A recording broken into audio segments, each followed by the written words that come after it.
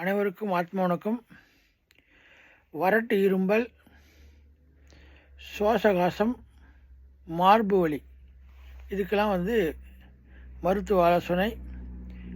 பவழ பஸ்பம் 10 gram, சிரிங்கி பஸ்பம் 10 gram, அன்னபேதி செந்தூரம் 10 gram, முத்துசிப்பி பஸ்பம் 10 gram, சீதோபலாதி சூரணம் 40 gram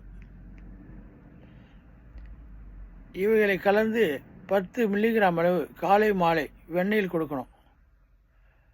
கொடுத்தா வறட்டு இரும்பல் பூரணமாக சரியாகும்.